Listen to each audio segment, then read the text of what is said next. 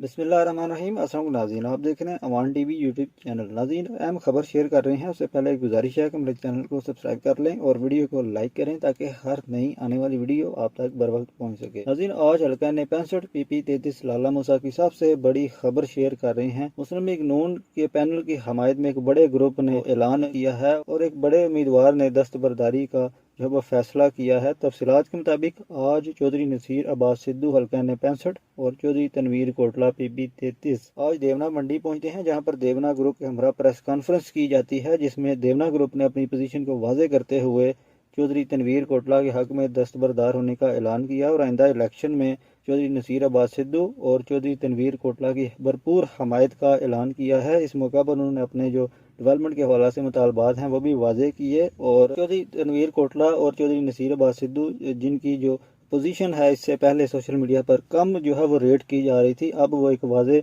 और मजबूत पोजीशन में आ चुके हैं एक बड़े ग्रुप की शमूलियत के बाद, जबकि जो उनके मद्दे मुकाबिल उम्मीदवार हैं वो भी एड़ी चोटी का जोर लगा रहे हैं हल्का NA 65 और PP 33 को फतह करने के लिए आइंदा इलेक्शन में। आपके हाल में किस कैंडिडेट के जीतने के चांसेस ज्यादा हैं? कमेंट बॉक्स में हमें ज़रूर आगाह करें। अगली वीडियो तक के लिए दीजिए इजाज़त। अल्लाह हाफिज़।